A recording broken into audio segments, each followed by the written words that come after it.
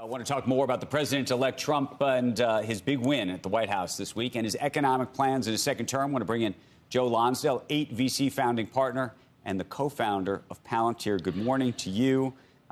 We've been having a whole bunch of hot debates here, Joe. This morning we had Vivek Ramaswamy on with Anthony Scaramucci. We talked immigration. We just had a debate about taxes.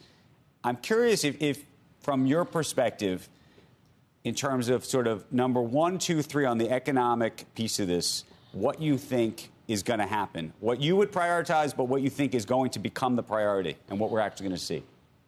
Well, good morning, Andrew. It's an exciting week. You know, I think number one, I think Elon said it best this week. He said, you know, America's A team is usually busy building companies in the private sector, but every once in a while, reforming government becomes important enough that they get engaged there. And so I think number one is what we're seeing a lot of top talent going in to reform government. And what that means is there's a huge amount to cut.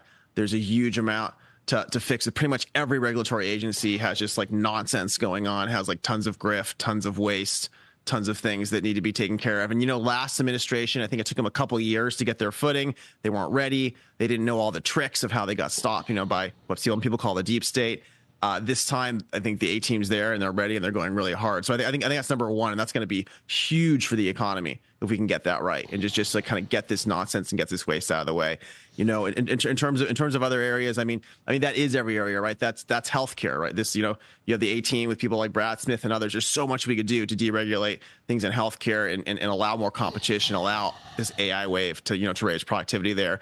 But I think this is, you know, everything in finance with the SEC right, and fixing that and allowing new competition there for the first time, right? Because right now you have to pay lawyers $100 million to compete with the big guys. So I think that's there. And anyway, you can go on. So there's like every area there. You know, for me, I'm really passionate about defense and procurement there. I think defense is, you know, generally a nonpartisan thing in our country, but everyone kind of agrees you need to be bold to fix it and to allow more competition and make it work better. So I was going to ask you, on the defense piece, which is something obviously you're heavily involved in, how you see that getting fixed, given all of the pork projects and other things. I mean, there's certain things I imagine that can be done around the edges without help from Congress, but I would imagine most of the sort of critical component features of what the defense spending and policy looks like is something that you got to get everybody on board with. Yeah, you know, I think we have a lot of really good nonpartisan Democrats on the House and Senate Armed Services Committee. I think you have some real talent in this administration, and that you have, I think people are ready to be bold and ready to say, listen, we're going to tie things to competitions and to goals and to transparent ways that you're going to involve, you know, people from the outside, for people from the innovation world. So I think you're seeing some really good stuff there. I agree. It's not all Trump. It has to be both sides, right, but I think it is. I think the country's shifting in that direction. And you know, I think one of the number one things is we're going to get rid of a lot of the ideological nonsense. I think you yourself have been a fan of some of the ways we spend tens of billions of dollars from the government to you know, hopefully build infrastructure and stuff. A lot of that's not working because it's like rife with like all sorts of DEI stuff, all sorts of CRT, so all sorts of weird stuff. I think we're just going to be really bold this time. You know, Andrew, last time there were some great people in charge who were kind of scared of being demonized, and they weren't willing to go attack this bureaucracy because this bureaucracy will demonize you. I think this time the energy is all gone. We're going to get rid of this nonsense. So here's a question. I don't know if you heard the conversation we had with Jay Clayton. I think there's a lot of excitement in this country to see people like Elon Musk and other business leaders involved in this administration and involved in trying to find a way forward in a way that we haven't in this last administration, which obviously had very few business people in it. But the other piece of it is, given all of the distrust in this country, and I think that this election was a sort of a microcosm of all of that, how we can do it in a way where we get the benefits of great business leaders participating in this and really being able to create great outcomes, and at the same time get the country and those who don't trust it or think that people are going to enrich themselves in the process or whatnot from doing that so that everybody believes in it. You know, we have to do this in a way where, first of all, I mean, I know a lot of the people who are excited about this. I think it's very important to everyone I've talked to that this is not a crony thing. I think that's just not the energy. The energy is that this is obviously broken. Listen, I've had a bunch of friends who are on the left who voted differently than me, who've texted me how excited they are because they agree this stuff is really broken. So I hope that for them the silver lining is we are going to go in and fix a lot of this. We are going to go in and bring that confidence. So I think it is a nonpartisan thing that this stuff needs to be fixed. That the government really is broken, like really is not performing anywhere close to what's possible. And we have to make things transparent. We have to tie things to competitions.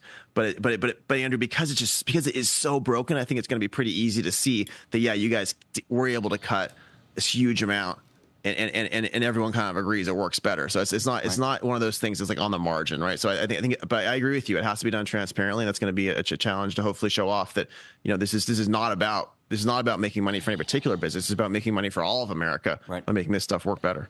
Well, do you anticipate having a role in this administration? I'm not going to go in full time. I have a lot of friends going in full time who I'm helping do that, and I'm really excited to be helping out in a bunch of ways. But I'm still running AVC and building my companies. Well, that was what I was going to ask. So do you think that this happened, by the way, post World War II, where there were a whole bunch of business people who were involved sort of on the side, some as with advisor titles and some without. Is that the way we should think this is going to happen? I mean, do you see Elon Musk having an official title in this government?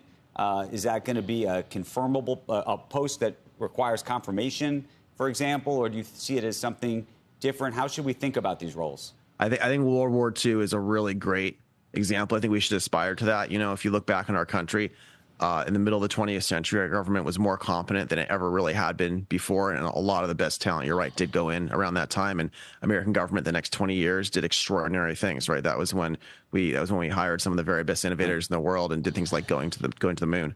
And so, I think having that kind of talent brought in, if we could actually make things accountable again, if we tie things to merit, back then in World War II, Andrew, you had to take pretty hard tests in order to run things in government.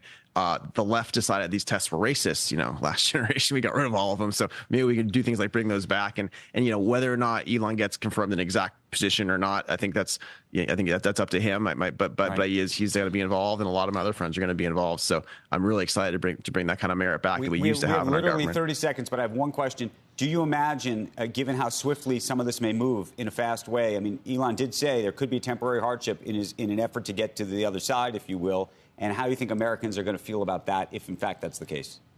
I agree with them. I really hope there is temporary hardship, because that means we'll have cut enough, right? So I think we need to be generous to people we're transitioning out, but there are a couple $1 trillion that we need to cut, and that means there should be, 1920. I think it'd be great if there was a small recession because we cut so much, but then boom, there's a crazy 10 years of growth. So that's probably the right way to go about it.